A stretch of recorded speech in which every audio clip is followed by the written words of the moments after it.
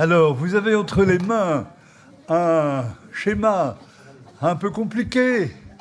Je demande vraiment au Seigneur, je viens de demander au Seigneur très fort là, qu'il permette que je ne dise pas de bêtises et que vraiment ce soit quelque chose d'éclairant pour nous au niveau de ce qu'on appelle l'anthropologie chrétienne, qui peut bien situer, qui nous permet de bien situer le combat que nous vivons.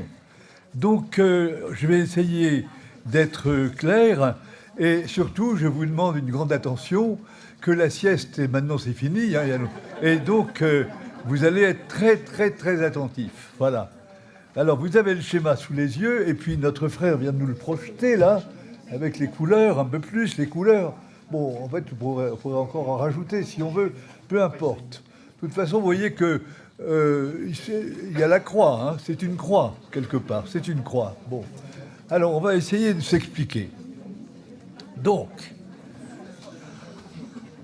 ça y est, est-ce que tout le monde a son papier, tout le monde a sa feuille?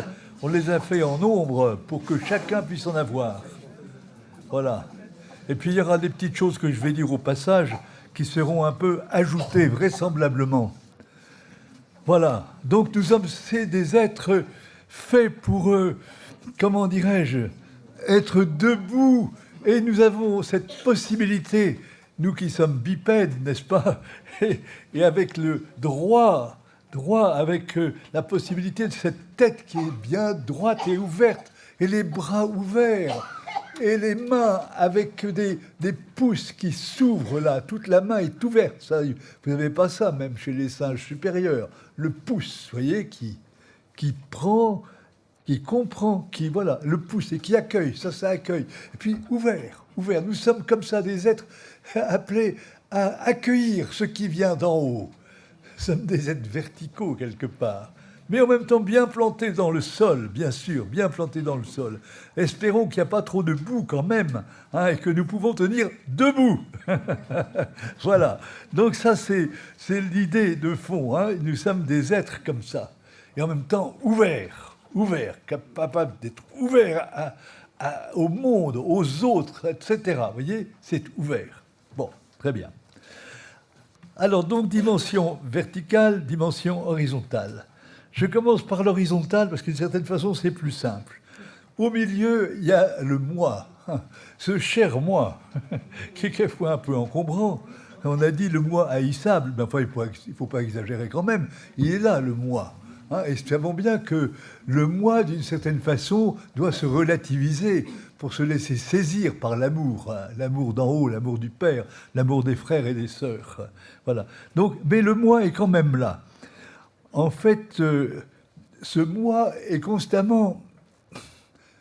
Il est habité par un certain infini, par le moi, avec sa conscience, avec la conscience que j'ai, n'est jamais satisfait. Parce que c'est comme ça, l'être humain est un être insatisfait. J'ai toujours besoin d'aller voir au-delà du dernier virage. Qu'est-ce qui se passe? J'ai toujours besoin de... Je suis un être infini, d'une certaine façon.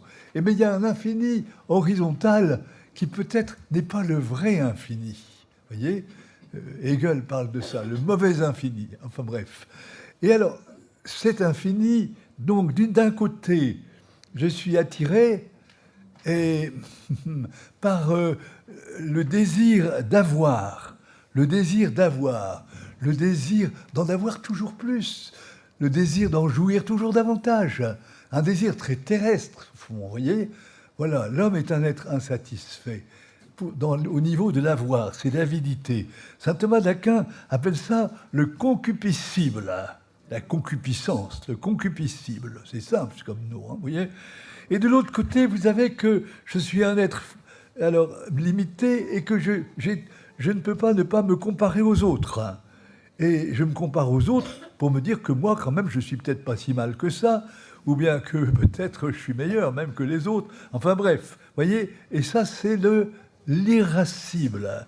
L'irascible, c'est-à-dire cette dimension de l'être qui fait que non seulement je me compare, mais aussi je peux m'irriter, je m'irrite de ce que l'autre est par rapport à moi. Voilà. Donc vous voyez, ça c'est l'être humain. Il est ainsi fait. Donc vous avez ces dimensions horizontale, j'allais dire, c'est le lieu de la tentation permanente humaine. Humainement parlant, nous sommes des êtres qui vivons un peu disloqués comme ça, entre le désir d'avoir plus et puis l'irritation de ce que les autres sont. Voilà, ça c'est humain, c'est très humain, c'est trop humain d'une certaine façon. Mais voilà, d'une certaine façon, nous savons que si je suis raisonnable, eh bien attends, cet irascible et ce concupiscible vont être tenus en laisse, hein, vont être tenus au calme. Ça, c'est heureusement. Mais enfin, quand même, c'est un combat permanent. Hein, concupiscible, irascible. Oui, c'est simple et c'est quand même très parlant, cette affaire-là. Voilà. Donc, c'est bien inscrit sur votre feuille. Alors, si je regarde maintenant la dimension verticale, qu'est-ce que je vois? Je vois un premier... Il faudrait colorer tout ça un petit peu différemment. Dans ma feuille ici, c'est coloré différemment. Peu importe. Alors, il y a la dimension d'ouverture. Voilà. Mon moi, il est ouvert. Et quelque part, comme je vous disais hier, la Trinité, je me reçois. Et je réponds. Et je suis entraîné par l'élan de la vie. C'est le niveau du cœur. C'est ce que nous avons appelé le cœur. C'est ce centre de l'homme qui a, comment dirais-je, ses intuitions. Le cœur a ses raisons que la raison ne connaît pas. Frappe-toi le cœur, disait Victor Hugo, c'est là qu'est le génie.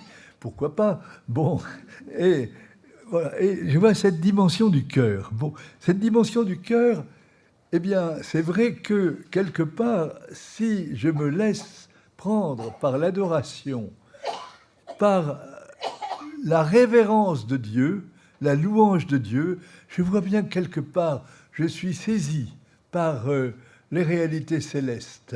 Enfin, elles viennent m'habiter sans que je le sache. Hein.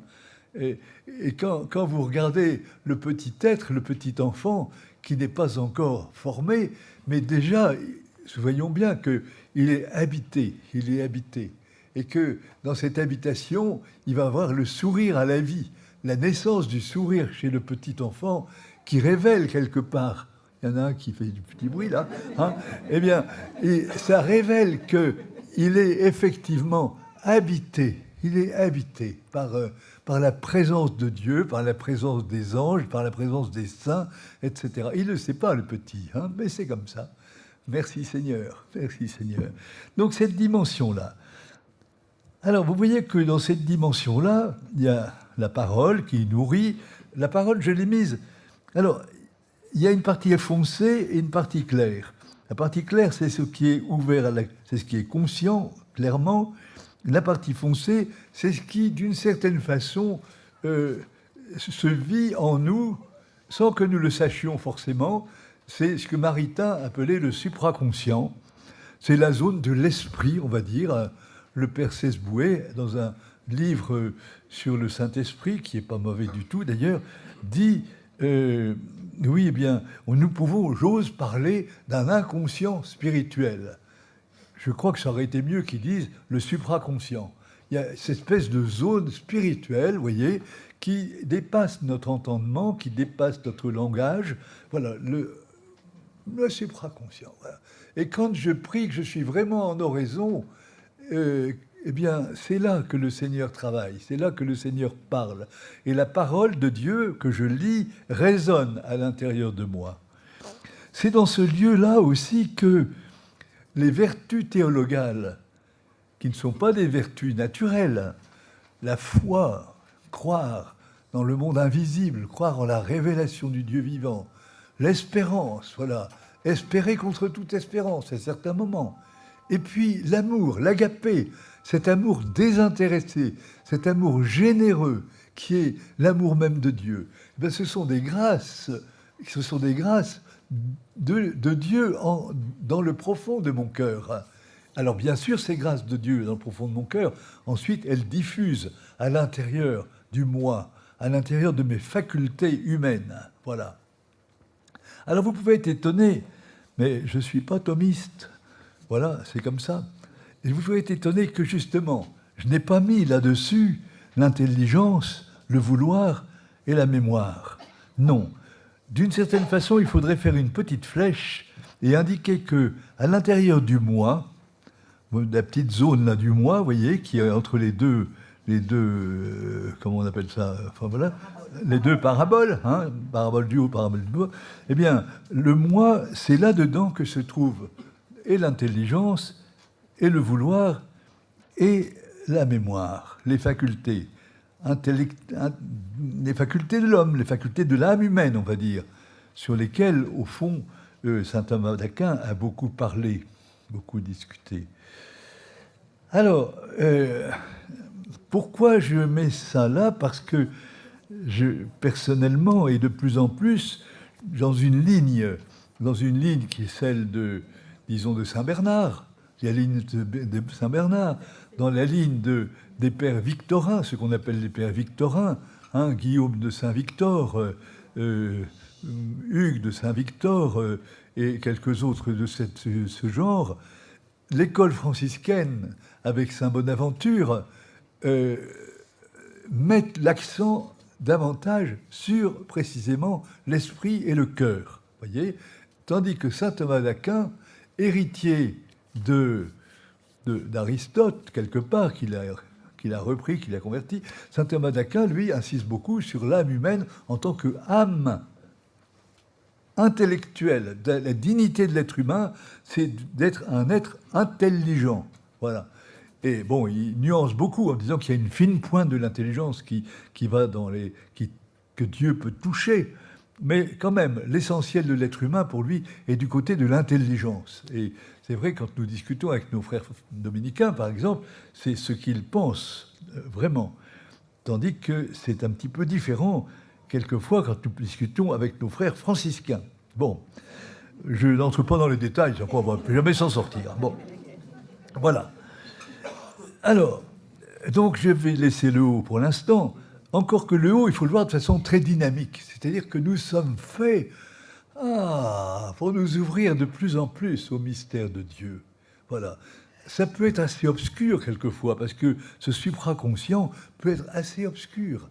Mais c'est la ténèbre lumineuse. Dieu agit dans cette ténèbre lumineuse. Quelquefois, c'est plus conscient, et vous avez des génies, comment dirais-je, spirituel et théologique. Je pense à un homme comme Hans Urs von Balthasar, par exemple, hein, qui est un génie remarquable, et spirituel et intellectuel. Voilà, lui, ces zones-là se sont ouvertes, et il en a écrit des tonnes. Bon, que je n'ai pas tout lu d'ailleurs. Bon courage. Et voilà. Donc nous sommes faits pour nous ouvrir de plus en plus, vous voyez, et nous sommes faits pour, au bout du compte, rejoindre la vie de Dieu. Voilà, être saisis par les énergies divines, être saisis par la pleine lumière de Dieu. Nous sommes faits pour éclore en Dieu. Bon. Mais enfin, il y a la dimension verticale en bas, par en bas.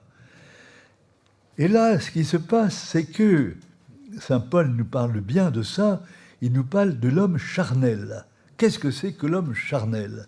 Eh bien, l'homme charnel, c'est l'homme qui vit de façon psychosomatique, psychisme, soma, hein, le psychisme et le corps, sans être spirituel. C'est l'homme qui, quelque part, reste clos dans le système humain, complètement humain, voilà, il pense, il réfléchit, il agit, mais il trouve son équilibre comme il peut, hein, mais il lui manque cette dimension d'ouverture au spirituel. Voilà. Donc Paul distingue très fort l'homme charnel, et normalement notre homme charnel, il est dépassé aujourd'hui que nous sommes saisis par le Christ, hein, et l'homme spirituel. L'homme spirituel, il assume ce psychosomatique dans l'offrande de lui-même, hein, voyez, dans la présence à Dieu, dans l'amour de Dieu vers le haut. Voilà, nous sommes faits pour ça. Mais enfin, ça veut dire que, à certains moments, hein, l'être humain, et même trop souvent, hélas, eh bien, il va être, on dirait, on pourrait faire une chose dans le haut du schéma, voyez, dans le haut du schéma, il faudrait faire, voilà, ici, on pourrait fermer ça, cette zone-là, et dire, on peut vivre un espèce de coma spirituel. Et beaucoup de personnes vivent dans le coma spirituel. Peut-être que moi, ça m'arrive à certaines heures de vivre dans le coma spirituel.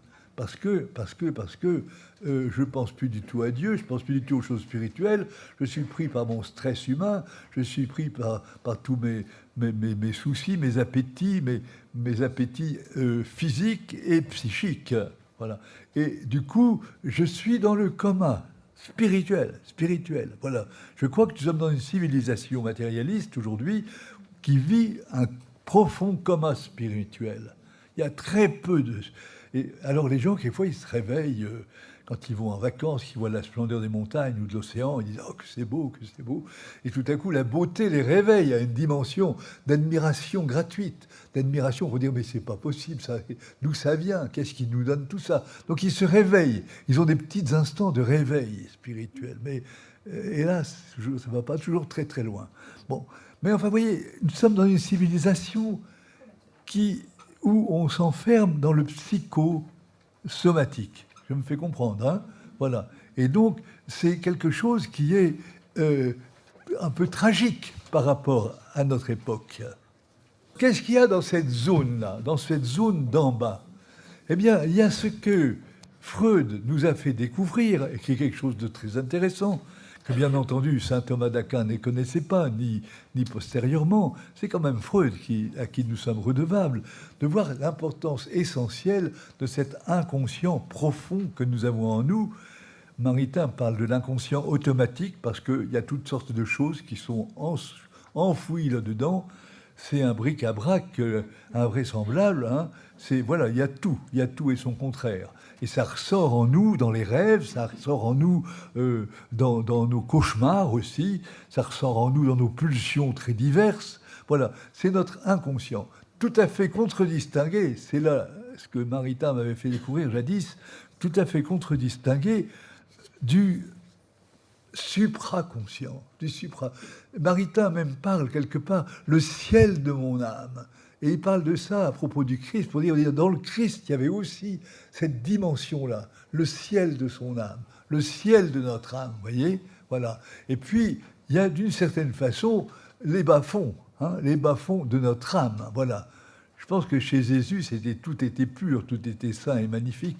Mais voilà, pour nous, nous savons bien qu'il y a des espèces de bas-fonds hein, qui viennent de très, très loin. Jésus, lui, il est né de l'Immaculée, hein, et il est né du Père. Hein.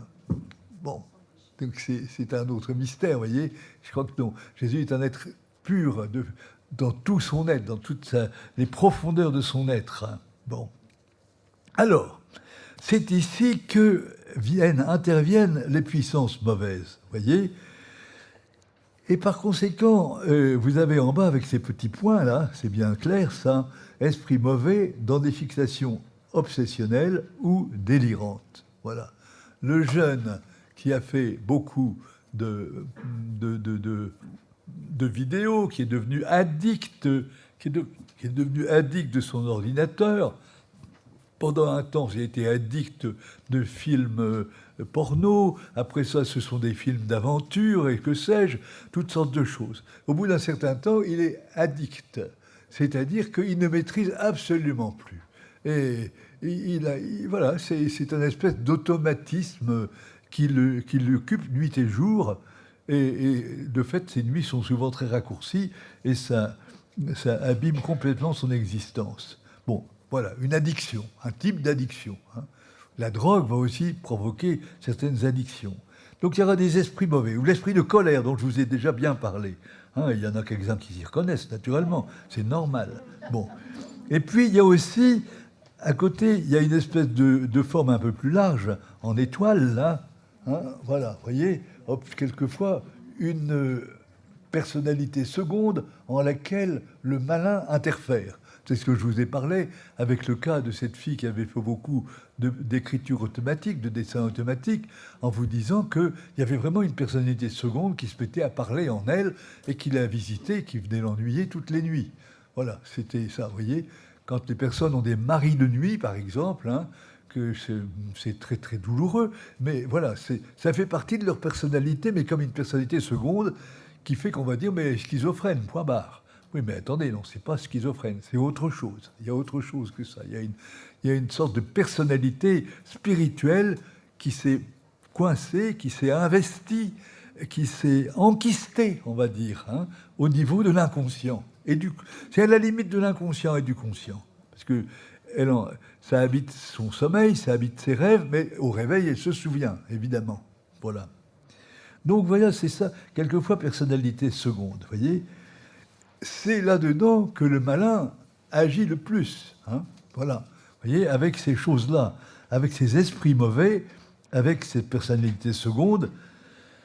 Alors, quelquefois, le drame, ce serait que la personne se soit donnée au démon et que, j'allais dire, le démon ait la porte ouverte pour entrer dans le haut. Vous voyez, pour entrer, pour essayer de venir pervertir ce qui est en haut.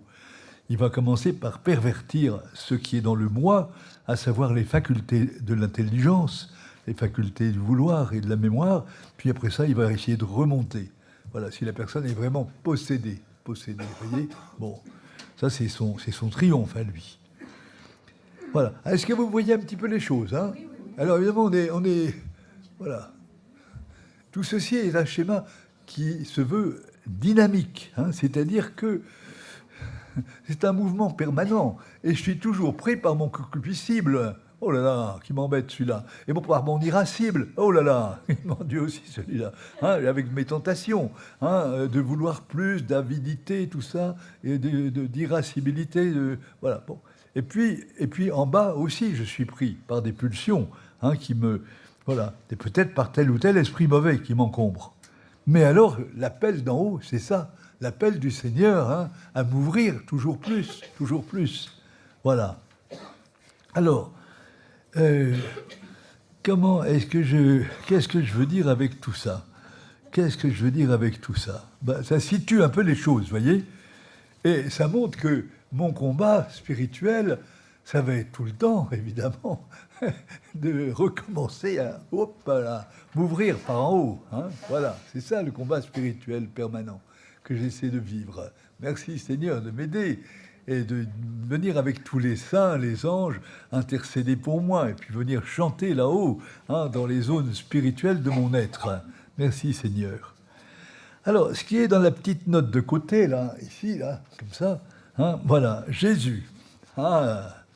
Jésus, le Fils bien-aimé du Père, vient nous rejoindre. C'est ça la chose extraordinaire de notre existence.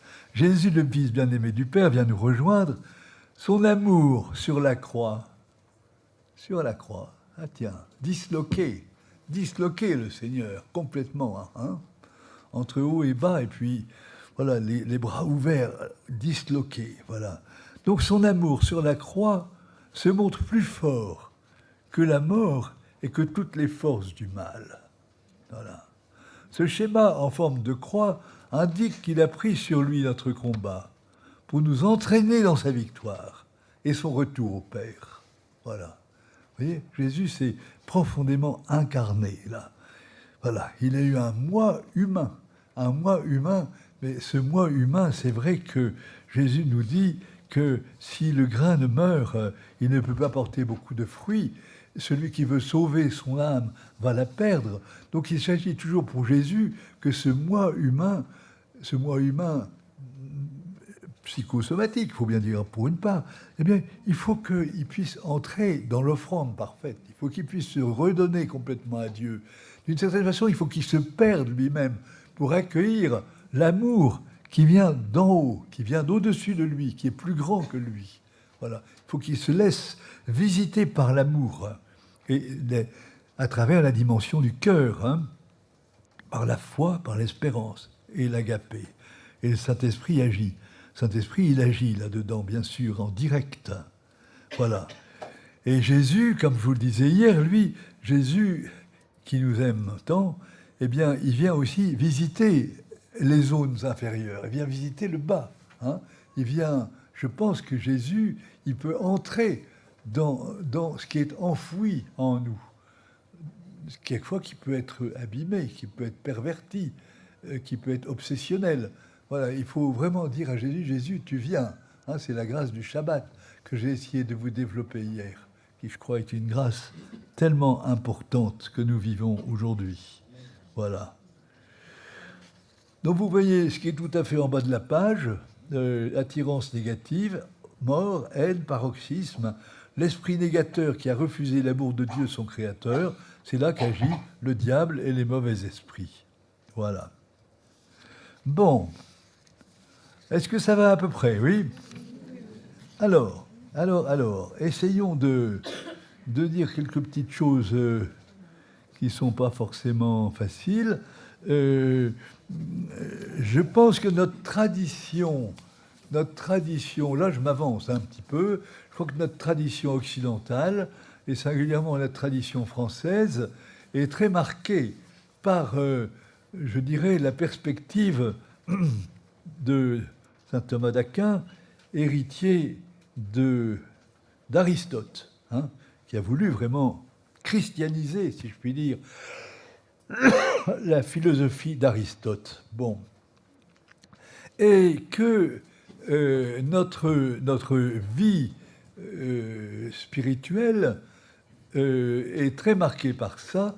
Du coup, elle a un accès un peu intellectuel. Un père jésuite célèbre qui est mort à la guerre de 14, il y a longtemps, avait écrit un livre qui avait fait un peu de bruit, qui s'appelait « L'intellectualisme de saint Thomas ». Bon, c'était un petit peu une attaque quand même pour dire, quand même, saint Thomas a tellement insisté sur la dimension intellectuelle de l'être humain. Et moi, je crois aussi, personnellement, et c'est pour ça que je vous dis, il me semble que nous avons à travailler avec saint Bernard, avec saint Bonaventure, avec les pères victorins, là, et puis d'autres comme, disons-le, François de Sales, je crois, François de Sales, Jeanne de Chantal, tout le courant du cœur, Jean Eudes, et puis alors plus près de nous, Thérèse de Lisieux, certainement, vous voyez, c'est plus le courant du cœur. Voilà, je pense que là, nous avons dans notre Église à travailler là-dessus. Bon, moi j'ai beaucoup de respect, j'ai beaucoup travaillé saint Thomas, jadis, et je l'aime beaucoup, je respecte, mais en même temps, je pense que pour certaines choses de la vie spirituelle, de la vie mystique, eh bien, c'est un peu difficile d'en rester à sa perspective. Il me semble qu'il faut joindre ça à la perspective de l'affectivité profonde. Comprenez bien, quand je parle de la spiritualité du cœur, je parle comment dirais-je, de l'affectivité la plus forte, la plus haute, la plus profonde. Voilà. Il y a une affectivité spirituelle. Ce qui fait que le renouveau charismatique a fait tellement de difficultés dans une église comme l'église de France, hein, c'est que précisément, nous avons été formés, nous les prêtres en tout cas, toute la culture intellectuelle, me semble-t-il, a été formée dans une lignée thomiste, voyez. Et donc, voilà, avec une grande prudence par rapport à tout ce qui est d'ordre de l'émotion, tout ce qui est de l'ordre de l'affectivité, dont on parlait très, très peu, voilà. Et au contraire, une valorisation très grande de l'intelligence conceptuelle, rationnelle. Bon, je schématise un peu, hein, parce qu'on n'est pas là pour faire un cours de philosophie. Bon. Alors, quand même, je dirais les orthodoxes n'ont pas cette difficulté-là.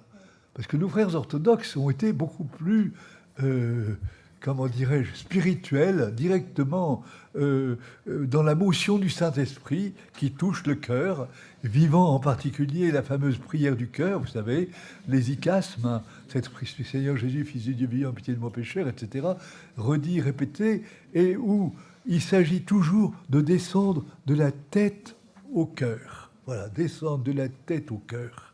Voilà, ça c'est la grande tradition de l'orthodoxie, vous voyez, et qui... Alors quand est arrivé le renouveau, je me souviens de frères orthodoxes disant « Mais qu'est-ce que vous racontez avec le Saint-Esprit ?» Mais nous, il y a longtemps qu'on vit ça, il y a longtemps que nous vivons le Saint-Esprit. Voilà, vous voyez, c'est pas... Oui, nous n'avons rien à apprendre de vous avec ça. Non, nous sommes déjà bien au clair là-dessus. Bon, très bien, alléluia. Chacun sa grâce. Bon, mais vous voyez, donc il y a quelque chose là qui nous fait comprendre quelque part des tensions qui peuvent exister à l'intérieur de l'Église. Voilà. Bon, Alors, ce qu'il y a, c'est que ce schéma, il vaut pour tout le monde, hein, il vaut pour nous, vous voyez. Nous sommes faits pour la dimension du haut. Et donc, notre combat spirituel, ça va être à la fois de tenir au calme, hein, avec un petit peu de jeûne de temps en temps, ou un petit peu de pénitence fraternelle. Voilà, hein, les deux, le concupiscible et l'irascible. Bon, allez, tenez-vous au calme, vous autres. Hein, voilà. Et puis, de se laisser happer, quoi, par en haut, vous voyez, se laisser happer, voilà. Et pour le bas, on demande à Jésus de venir nettoyer tout ça, hein, voilà, de nettoyer les bas-fonds, hein, d'accord, vous voyez, c'est ce que je vous disais ce matin, à propos de quand Jésus, avec ses grandes bottes, venait nettoyer les couloirs, là, au fond. Hein, bon, voilà. Donc, vous voyez, donc le bas, on n'a pas trop à s'en occuper. Enfin, il faut que ce soit à peu près équilibré. Mais alors, le haut, voilà, il faut se laisser saisir par notre affectivité. Il faut aimer le Seigneur. Il faut être amoureux du Seigneur. Que voulez-vous que je vous dise? Il faut être amoureux du Seigneur. Voilà. Amoureux de la Vierge Marie. Se laisser aimer par eux complètement. Voilà. Alors, et ceci va se partager entre frères et sœurs éventuellement, mais d'une façon très chaste, voilà, avec la bonne distance. Voilà, hein, voilà. Sinon, ça se pervertit très vite, parce que nous sommes des pauvres humains. Amen. Amen. Amen. Voilà.